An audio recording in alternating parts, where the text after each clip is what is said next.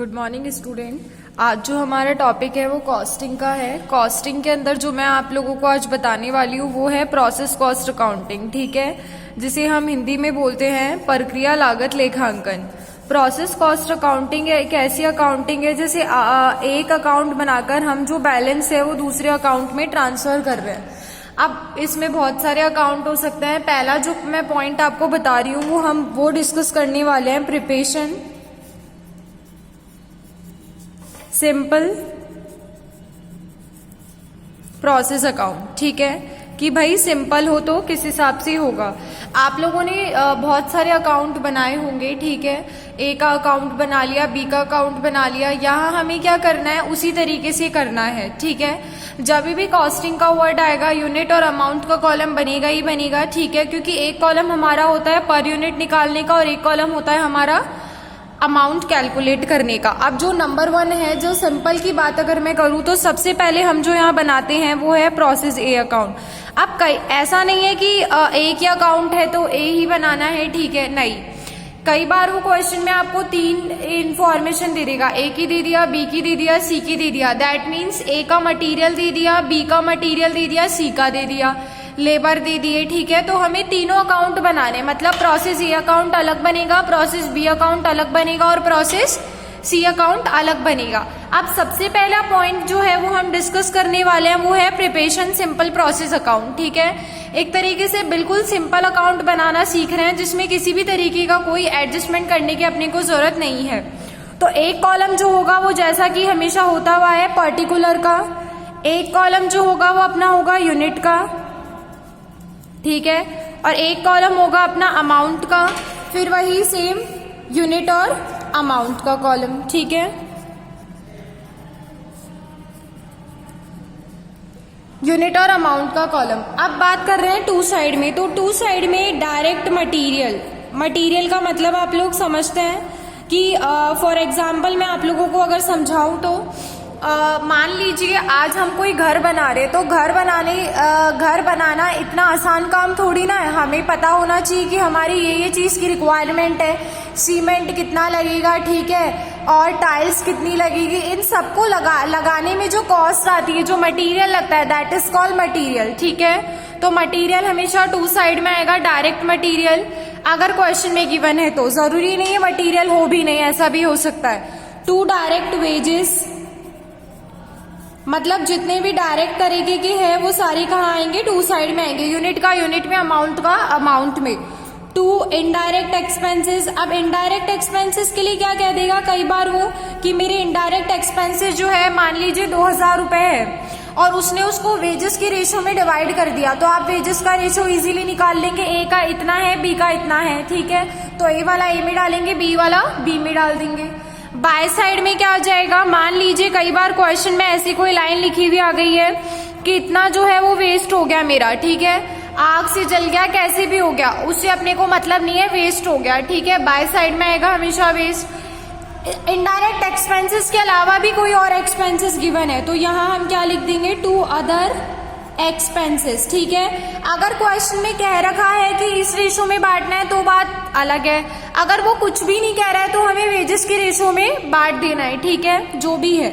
यहाँ मैं ब्रैकेट में लिख देती हूँ इफ एनी, ठीक है। अब बाय साइड की मैं बात करूं तो टू साइड में मेरा काम हो गया, बाय साइड में मैंने वेस्टेज लिख दिया। अब हमें क्या करना है, जैसा कि हम करते आए, टोटल लगानी है यूनिट और अमाउंट की।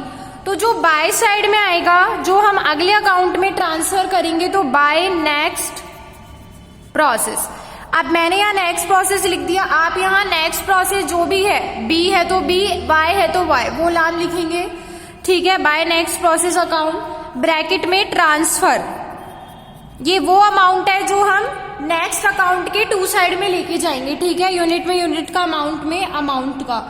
अब इतना होने के बाद मुझे क्या निकालना है, कॉस्ट पर यूनिट निकालनी है। तो कॉस्ट पर यूनिट बराबर total process cost divide total production. ठीक है। अब टोटल प्रोसेस कॉस्ट क्या होगी, जो हमारा अमाउंट का कॉलम है वो, और टोटल प्रोडक्शन जो मेरा यूनिट का कॉलम है, ठीक है। डिवाइड कर देंगे तो हमारे पास क्या आ जाएगी, पूरे प्रोसेस की कॉस्ट पर यूनिट आ जाएगी, ठीक है। ये तो होता है बहुत ही सिंपल तरीके का प्रोसेस अकाउंट, ठीक है, जो हमने अभी सीखा। अब मैं आप लोगों को एक एग्जाम्पल के थ्रू ये बताना चाह रही हूं कि किस हिसाब से अपन करेंगे, ठीक है, तो नोट करिएगा।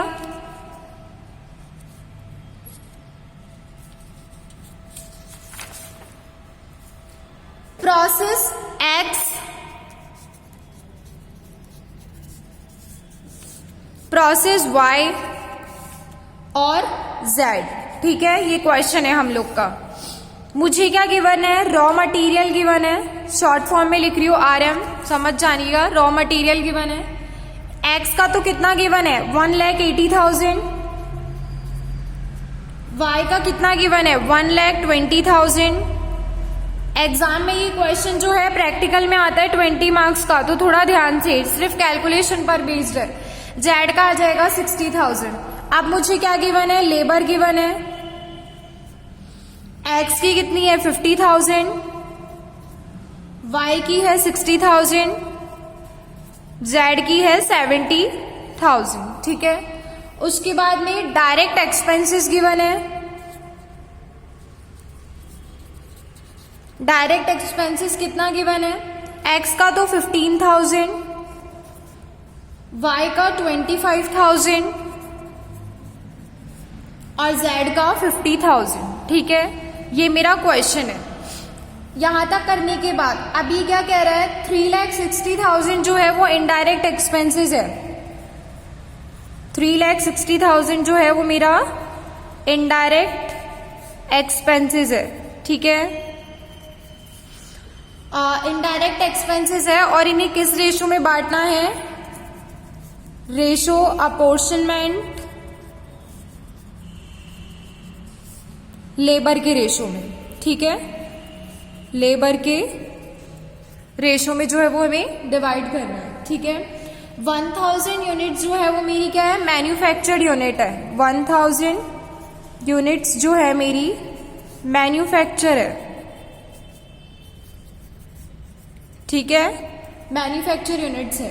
There were no opening and closing stock, opening closing stock अपने को गिवन नहीं है, ठीक है। Prepare the process account and finished stock account showing the cost per unit each process.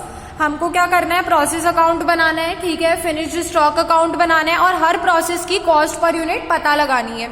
तो सबसे पहले जो अपन बनाएंगे वो है प्रोसेस एक्स अकाउंट, ठीक है। अब प्रोसेस एक्स अकाउंट के लिए वापस से वही, एक कॉलम अपना यूनिट का होगा और एक कॉलम अमाउंट का होगा, ठीक है।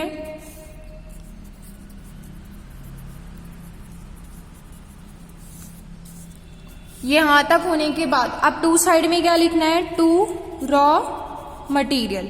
रॉ मटेरियल 1,000 यूनिट्स जो था वो मैन्युफैक्चर यूनिट्स थी, तो 1,000 कहाँ आ जाएगा, यूनिट के कॉलम में आ जाएगा, ठीक है। 1,80,000 कहाँ आएगा, अमाउंट के कॉलम में आएगा, क्योंकि ये रुपीज में है, ठीक है। उसके बाद में फिर आ जाता है टू लेबर। अब लेबर का कितना है, 50,000 आ जाएगा। उसके अलावा to direct expenses, direct expenses का कितना है, 15,000 आ जाएगा टू साइड में। और टू इनडायरेक्ट एक्सपेंसेस, इनडायरेक्ट भी था अपने पास, अब यहां समझना, to indirect expenses. By side में और कुछ नहीं है, वेस्टेज अपने हो नहीं रहा, तो हम बाय साइड में सिंपली वे में क्या लिखेंगे, बाय प्रोसेस। याद आया ना, नेक्स्ट में ट्रांसफर करते थे, बाय प्रोसेस वाई अकाउंट, ठीक है। ब्रैकेट में लिख देंगे ट्रांसफर, ताकि आप लोग कंफ्यूज ना हो, ठीक है। और अब अपने को क्या करना है, कॉस्ट पर यूनिट भी निकालनी है, हर की निकालनी है, तो मैंने यहीं पर ही लिख दिया अंदर की तरफ कॉस्ट पर यूनिट, ठीक है। अब यहाँ ध्यान देना, इनडायरेक्ट एक्सपेंसेस थे मेरे कितने के, 3,60,000 के, और लेबर मेरा कितना है, 5, 6 और 7, तो रेशियो अपना क्या बन गया, 5:6:7। और इनडायरेक्ट एक्सपेंसेस मेरा कितना है, 3,60,000, ठीक है। जब आप इसको सॉल्व करेंगे, ठीक है, रेशियो से डिवाइड करेंगे, तो अपना एक्स का कितना आ जाएगा, 1,00,000 रुपीज आ जाएगा, ठीक है। अब मुझे क्या करना है, टोटल लगानी है। टोटल अपनी आ जाएगी 3,45,000 और 1,000, ठीक है। जो हम यहाँ ट्रांसफर करेंगे वो कितना हो जाएगा, 1,000 और सेम वही 3,45,000, ठीक है। 3,45,000 और ये तो 3,45,000 डिवाइडेड बाय 1,000 कितना आ जाएगा, 345। ये मेरा क्या हो गया, कॉस्ट पर यूनिट हो गई एक्स अकाउंट की। आ गई बात समझ में, यहाँ तक किसी को कोई प्रॉब्लम नहीं होनी चाहिए क्योंकि अभी हम सिंपल कर रहे हैं, ठीक है। उसके बाद में आ जाते हैं सेम इसी क्वेश्चन का प्रोसेस वाई अकाउंट, वो भी तो बनाना है। तो प्रोसेस वाई अकाउंट, ठीक है। अब प्रोसेस वाई अकाउंट के अंदर मुझे क्या करना है, यहां ध्यान देना। प्रोसेस वाई अकाउंट के अंदर सबसे पहला काम तो क्या है, जो हमें ट्रांसफर करा था टू प्रोसेस एक्स का ही ट्रांसफर करा था, मतलब एक्स का वो करा था, ठीक है। तो यहाँ तो कितना आ जाएगा 1,000 यूनिट में और यहाँ 3,45,000, ठीक है। यहाँ मत भूलना ब्रैकेट में लिखना ट्रांसफर, ठीक है, टू रॉ मटेरियल। अब इसका रॉ मटेरियल कितना है, 1,20,000 था, 1,20,000 हो जाएगा। टू लेबर, लेबर अपना कितना है 60,000 है, ठीक है। तो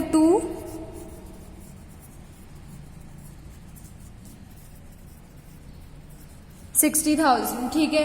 to direct expenses, direct expenses कितने थे अपने, 25,000।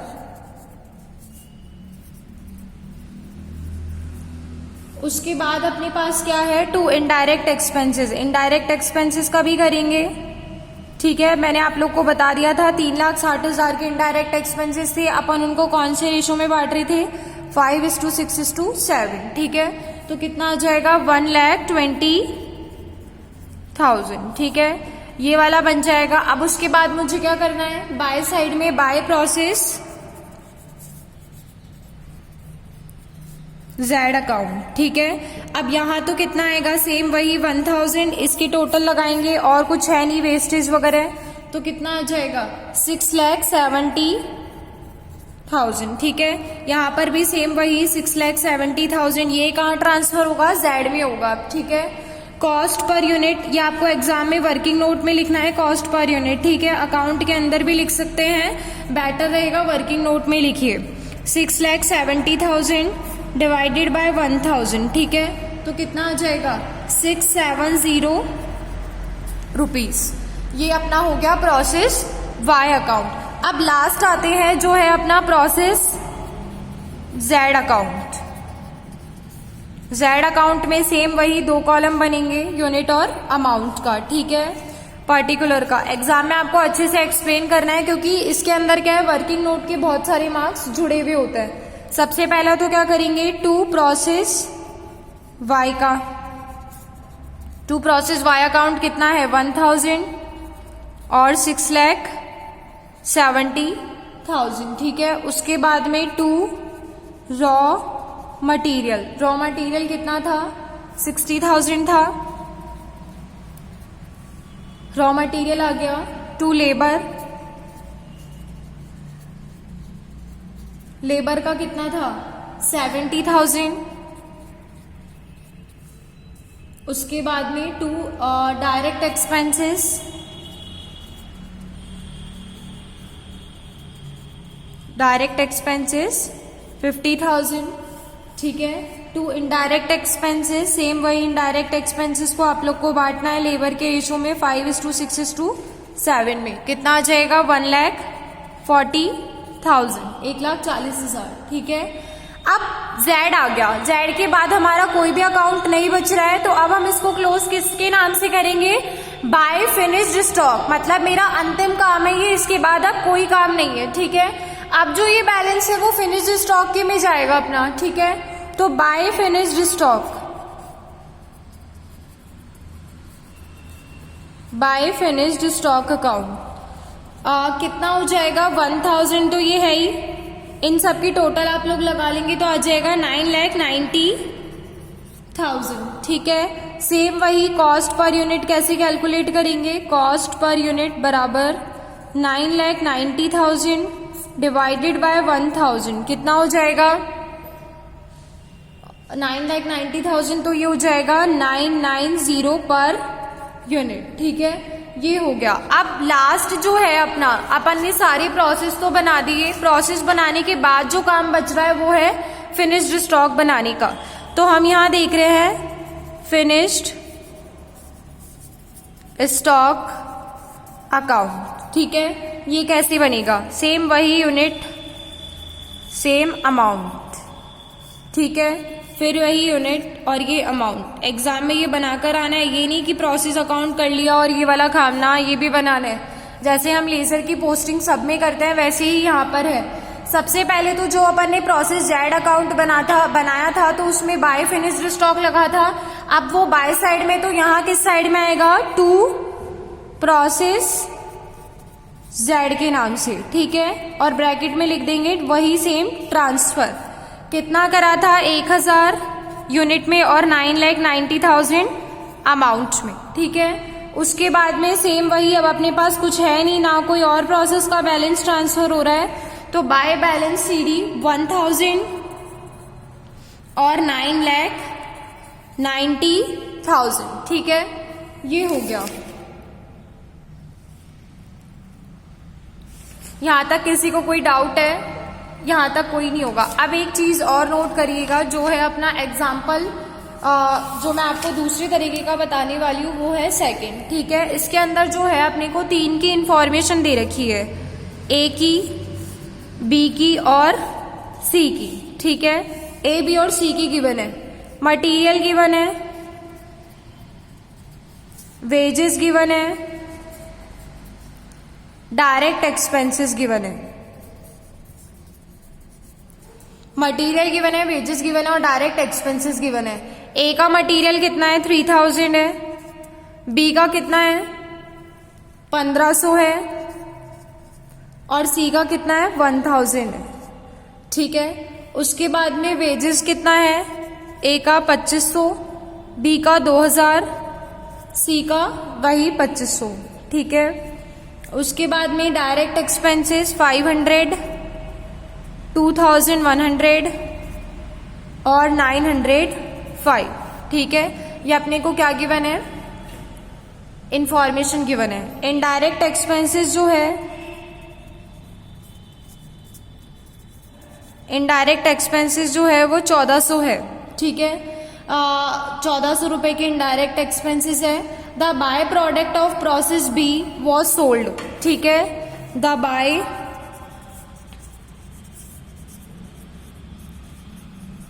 Product of B was sold. कितने में जो है वो बी अपने प्रोडक्ट को सोल्ड कर रहा है? 145 रुपीज में। ठीक है, product C was sold for, product C was sold, C कितने में सोल्ड कर रहा है? 165 में। ठीक है, तो जो ए है वो तो मेरा कितने में सोल्ड कर रहा है? ए कितने में सोल्ड कर रहा है? ए का तो कुछ है ही नहीं, ए का तो लेना देना ही नहीं है। ठीक है, बी जो है वो कितने में कर रहा है? 145 में। और सी जो है वो कितने में कर रहा है? 165 में। आगे क्या कह रहा है? Prepare the account in the respect of each the process showing it cost and the cost of finish product per unit. Same वही, हमें कॉस्ट पर यूनिट निकालनी है। अब बात यह है कि किस हिसाब से बनेगा। ठीक है, कोई ऐसा नहीं है टफ, बस लाइन का ध्यान रखना। बाय प्रोसेस ए अकाउंट बना रहे हैं सबसे पहले। ठीक है, सेम वही, एक कॉलम यूनिट का और एक कॉलम अमाउंट का, यूनिट का देन अमाउंट का। अब बात यह है कि टू साइड में हम लोग क्या लिखेंगे? तो टू साइड में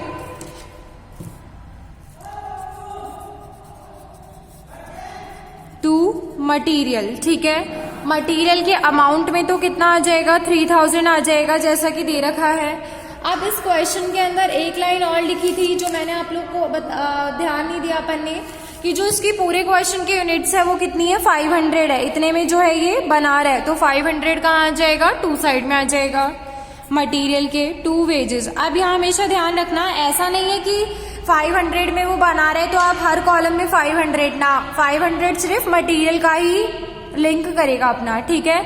टू वेजेस, वेजेस में कितना आ जाएगा 2500 to direct expenses, direct expenses में कितना आ जाएगा वही सेम 500 और इनडायरेक्ट एक्सपेंसेस टू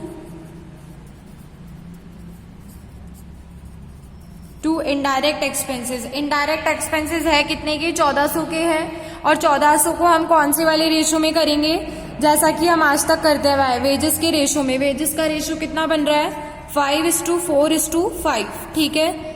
इसमें डिवाइड कर देंगे 1400 को, कितना हो जाएगा 500 indirect expenses.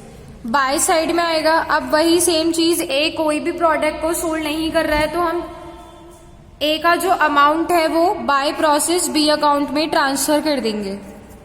Bye process B account bracket में सेम वही लिखेंगे ट्रांसफर। 500 तो ये हो गया, ठीक है। और इन सब की टोटल अपनी कितनी हो गई 6500, 6500, ठीक है। 6500 आ गया अमाउंट का कॉलम का टोटल। अब कैसे कैलकुलेट करेंगे, सेम वही कॉस्ट पर यूनिट जो हम करते हुए आए हैं। कॉस्ट पर यूनिट अमाउंट मेरा कितना है 6500 है, यूनिट्स की टोटल अपनी कितनी है, टोटल प्रोडक्शन 500 है, तो जो ए की पर यूनिट है वो कितनी हो गई 13 रुपए। आ गई बात समझ में। ये तो हो गया प्रोसेस ए अकाउंट। अब बात कर रहे हैं प्रोसेस बी अकाउंट, वो कैसे बनेगा, ठीक है। तो सेम वही process B account, process B account कैसे बनेगा, एक कॉलम यूनिट का और एक कॉलम अमाउंट का, ठीक है। सेम वही एक कॉलम यूनिट का और एक कॉलम अमाउंट का, ठीक है ना। अब यहां आ जाएगा सबसे पहले तो टू प्रोसेस ए अकाउंट, ए का ही था टू प्रोसेस ए अकाउंट। एक तो आ जाएगा 500 और एक आ जाएगा 6500। टू मटीरियल, मटीरियल अपना कितना है 1500 है। टू वेजेस, वेजेस अपने कितना है 2000 है। To direct expenses, direct expenses कितने हैं 2100 के हैं। और to indirect expenses, indirect expenses कितने के हैं 400 के हैं, ठीक है। ये अपन डिवाइड करेंगे तो आ जाएगा। इनडायरेक्ट को अपने को 5:4:5 में बांटना है। अब याद करिए मैंने क्या लाइन लिखवाई थी कि बी जो है वो अपने प्रोडक्ट को सेल कर रहा है 145 में, ठीक है। तो बाय साइड में लिखेंगे, अगर कभी भी ऐसी कोई लाइन आती है बाय सेल ऑफ प्रोडक्ट इस नाम से लिखोगे, ठीक है, और बाय साइड में लिखोगे, ठीक है ना। अमाउंट ही कर रहा है और कोई इन्फॉर्मेशन नहीं थी, 145 रुपीज था तो अमाउंट के कॉलम में आ जाएगा। सेम वही बाय प्रोसेस सी अकाउंट, सी के अकाउंट का कितना आ जाएगा 500 और 12335, ठीक है। कॉस्ट पर यूनिट कैसे आएगी, इनकी टोटल है 12500 और इसकी है 500। कॉस्ट पर यूनिट अपनी जो आएगी वो ऐसे आएगी, total cost of production, total cost divided by total cost of production 500 जो हुआ था, तो कितना आ जाएगा 24.71 पॉइंट के बाद के अमाउंट को आप कन्वर्ट भी कर सकते हैं, अदरवाइज अगर ऐसा है तो इसको ऐसे भी रहने दे सकते हैं। अब तुम लोगों का काम ये है कि प्रोसेस सी अकाउंट जो है सेम एज इट इज ऐसा ही है जैसा अपन ने बी बनाया है, बस डिफरेंस ये है कि यहाँ पर क्या आ जाएगा बाय फिनिश्ड स्टॉक, क्योंकि सी लास्ट है अपना, इसके अलावा कुछ है नहीं। बाकी सेम एज इट इज है सी अकाउंट बनाना। फिर भी कोई प्रॉब्लम आती है तो हम लास्ट क्लास में, नेक्स्ट क्लास में डिस्कस करेंगे, ठीक है।